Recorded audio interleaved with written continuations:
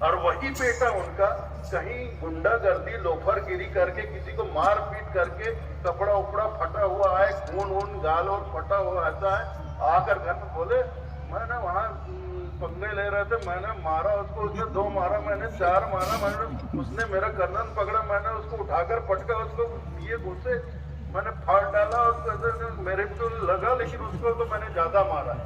तो उसको क्या बोलेंगे? उसका पीठ ठोका जाएगा। घर के जो बड़े होते पीठ, वाह मेरे शेर, तुमने खानदान का नाक ऊंचा कर दिया कि मूस मूसी कर दी। क्या बोलते हैं? नाक ऊंचा। ये होता है भैया, ऐसा होता है, कसम से होता है। और किसी दूसरे के घर में थोड़ा होता है, आप ही लोगों के घर में होता है। आप ही लोग ऐसा करते, कोई दूसरे थोड़ी करते हैं। आप तो बड़े ऐसे सुन रहे हो जैसे किसी दूसरे के घर की बात साहब आ रहा है। अरे भैया ये घर घर की कहानी है, घर घर की कहानी है, घर घर में ऐसा होता है।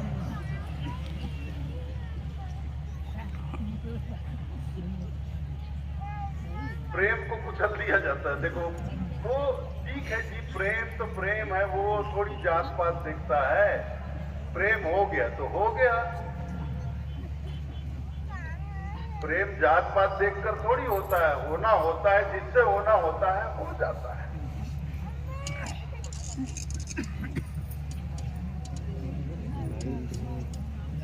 अब प्रेम किसी को हो तो वो थोड़ी तो मैं इस जाति का आदमी हूं तो मुझे इसी अपने ही जाति की लड़की से प्रेम होना चाहिए, ऐसा थोड़ी होता है। नहीं होता है। कुदरत का ये नियम नहीं है, ये समाज का नियम हो सकता है, ये मानव समाज का नियम हो सकता है, लेकिन कुदरत का नियम ऐसा नहीं है, प्रकृति का नियम ऐसा नहीं है। प्रेम होता है, हो जाता है, जिससे होना होता है वो हो जाता है।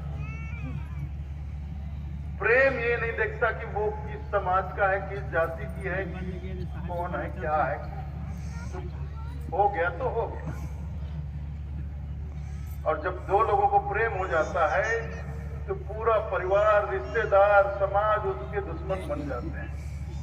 अलग करो दोनों को। लड़के वाले अपने लड़के को संभालते हैं, लड़की वाले अपने लड़की को संभालते हैं। घर से निकलना बंद कर दो, बंद करो इसको, कॉलेज से कॉलेज छुड़वा दो इसको, कॉलेज जाना बंद करो, मोबाइल फोन छीन लो इससे। इतनी कड़ाई की जाती है।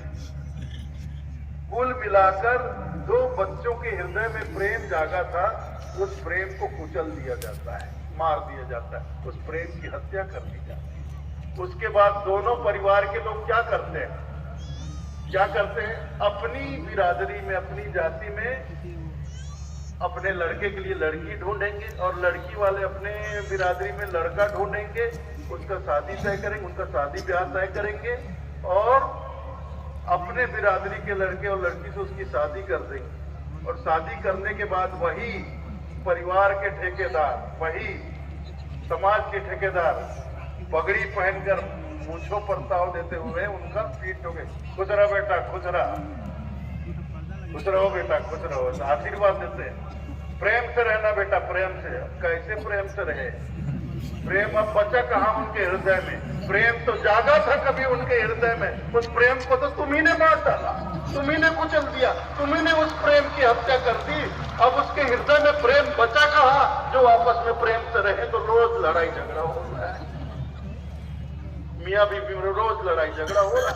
वो प्रेम से रहे कहाँ? प्रेम बचा ही कहाँ? प्रेम तो जगाया था उन्होंने अपने हृदय में, लेकिन उस प्रेम को तो किसने कुचला? परिवार के ठेकेदारों ने, परिवार के बड़ों ने, समाज के ठेकेदारों ने कुचल दिया, हत्या कर दी, मार दिया उसको। अब उनके हृदय में प्रेम बचा कहाँ है जो वो प्रेम से रहे? किसी के साथ भी ना वो अपने बाप के साथ प्रेम से रह सकता, न अपनी माँ के साथ, न बहन के साथ, न किसी के साथ। हृदय में प्रेम होगा तब तो सबके साथ प्रेम से रहेगा। प्रेम मर गया तो अब किसके साथ प्रेम से रहे? फिर वो आदमी जीता जागता लाश, जिंदा लाश बन जाता है, जिंदा लाश बन जाता है। शरीर तो जिंदा दिखता है, लेकिन वो आदमी की, उस आदमी की जिंदगी नहीं होती साहब। उस आदमी की जिंदगी नहीं होती। जब तक सांस चल रही, शरीर जी रहा है, लेकिन उस आदमी की कोई जिंदगी नहीं हो रही। तो प्रेम जो है हमारे जीवन के बहुत से विकारों को, बहुत सी विषमताओं को दूर करता है। इसलिए सदगुरु कबीर साहब ने मानव समाज को कुछ और नहीं, केवल 2.5 अक्षर का पाठ पढ़ा। पोथी पढ़ पढ़ जग हुआ पंडित भया न कोय, 2.5 अक्षर प्रेम का पढ़े सो पंडित। तो आपको देखिए, साहब तो हमारे सदगुरु हैं, और कल ही मैंने कहा हमारे सदगुरु केवल कबीर साहब ही हैं। कबीर पंथ में केवल एक सदगुरु हैं, वो कबीर हैं। कबीर पंथ में केवल एक सदगुरु हैं और वो कबीर हैं। हर कोई ऐरा गहरा होगा पोंगा आदमी सदगुरु नहीं होता। कल मैंने इस बात पे चर्चा की। कुछ लोग कहते हैं जो सदगुरु होते हैं सबके होते हैं, जो माने भी उनका, जो ना माने उनका भी सदगुरु होता है। अरे तू किसी गधे को सदगुरु बना लेगा और बोलेगा तुम मानो या ना मानो, ये तुम्हारा भी सदगुरु है। और तू किसी गधे को सदगुरु बना ले तो बना ले तू। इसका मतलब ये थोड़ी बोल सकता है कि जो सदगुरु होते हैं वो सबके होते हैं, जो माने भी उसका, जो ना माने उसका। एक लंपट देखा है मैंने, उसका नाम मुझे याद नहीं आ रहा है, दीपक दास, दीपक कुमार, गोपी बाबा, हमारे गोपी बाबा का चेला है। वो अपने सत्संग करता है और यूट्यूब में डालता, मैंने देखा उसने, वो यही कह रहा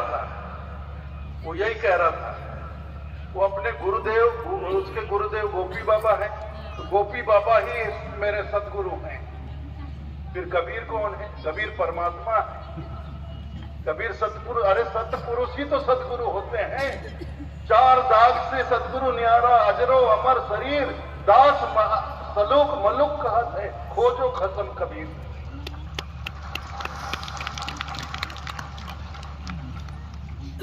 तो वो गोपी बाबा को सदगुरु सदगुरु सदगुरु बोलते हैं। भाई हमारे तो सदगुरु कबीर साहब हैं।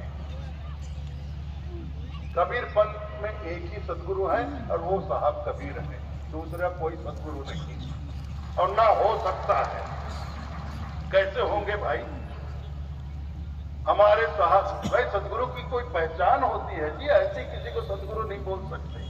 4 दाग से सदगुरु न्यारा, अजरो अमर शरीर। जो सदगुरु होते हैं 4 दाग से न्यारे होते हैं। दाग मतलब अग्नि, अग्नि, ये दाग धब्बा नहीं, दाग मतलब अग्नि। 4 अग्नि से परे होते हैं, गर्भ अग्नि, जठर अग्नि, काम अग्नि और चीता अग्नि।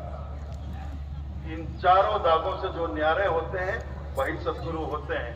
दास मलुक सलुक कहत है, खोजो कसम कबीर। सदगुरु न गर्भ अग्नि में जले, गर्भ से पैदा नहीं हुए, कमल पुष्प पर अवतरित हुए। जठर अग्नि में नहीं जले, अन्न आहार करता नहीं ताका नाम कबीर। पानी से पैदा नहीं, श्वासा नहीं शरीर, अन्न आहार करता नहीं ताका नाम कबीर। जठर अग्नि मतलब भूख, भूख की अग्नि, पेट की भूख, इस अग्नि से भी नहीं जले, काम अग्नि से भी नहीं जले, बिल्कुल विरक्त रहे। संसार में रहकर भी कमलवत संसार से ऊपर रहे, बिल्कुल विरक्त रहे। तो काम अग्नि में भी नहीं जले। और चीता अग्नि की तो बात ही छोड़ो, अंत में आदमी चीता में जल जाता है या दफन हो जाता है। तो सदगुरु जब अंतर ध्यान हुए मगहर में, तो कुटिया के अंदर गए और उन्होंने पर्दा लगा दिया। कहा सब लोग, सब उनके शिष्य भक्तगण बैठे थे, तुम लोग बाहर बैठो, अब मैं अंतर ध्यान के लिए जा रहा हूं। तो काफी देर हो गया, अंतर ध्यान के लिए कुटिया में गए तो बाहर झगड़ा मच गया। हिंदू भी उनके भक्त थे, मुसलमान भी।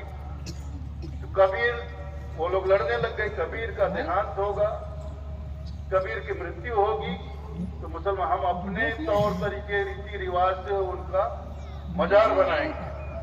हिंदू कहने लग गए नहीं, हम उनकी समाधि बनाएंगे। झगड़ा हो गया, तब आकाशवाणी हुई, अरे खोलो पर्दा, है नहीं मुर्दा, युद्ध अवस्था कर्तारी। संध्या पाठ में गाते हो कि नहीं गाते? मगहर तजवासा किया प्रकाशा, जहां दरदासा पतदारी। अरे साहब की आकाशवाणी होती है भाई वहां कि खोलो पर्दा, है नहीं मुर्दा, युद्ध अवस्था कर्तारी। खोलो पर्दा, है नहीं मुर्दा। देखो पर्दा खोलकर तो देखो मुर्दा है भी कि नहीं। तो जब आकाशवाणी हुई तो सबने खोलकर देखा तो वहां बिछौने पर कोई शरीर ही नहीं था, केवल पुष्प, कमल के पुष्प।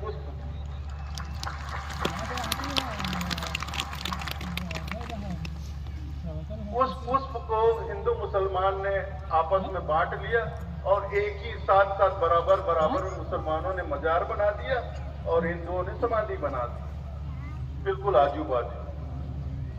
और ये गधे, आजकल के गधे अपने आप को ज्ञानी, मैं सही बात करता हूं, इतने दुरुस्त आदमी हैं ये लोग। एक बात मैं सच बताऊं आपको, हर आदमी ना अपनी मुक्ति के लिए, ज्ञान पाने के लिए गुरु नहीं बनाता है। कुछ इतने शातिर लोग होते हैं कि वो गुरु बनने के लिए गुरु बनाते हैं, गुरु बनने के लिए गुरु बनाते हैं। किसी को गुरु बना लूं, थोड़ा बहुत कुछ बोलना बालना रटना कुछ सीख जाऊं, उसके बाद मैं भी बोल बाल कर मैं भी एक गुरु बन जाऊं। तो ऐसे लोग गुरु नहीं होते, ये लोग गुरु आदमी होते हैं, ये गुरु आदमी हैं ये लोग। तो ऐसी एक लंपट है दीपक कुमार नाम का, गोपी बाबा का। गोपी बाबा हमारे गोपी बाबा का चेला है, पता नहीं कहां से ऐसा चेला ढूंढ लाए गोपी बाबा। गोपी बाबा तो ऐसी गलती नहीं कर सकते, पता नहीं कैसे ये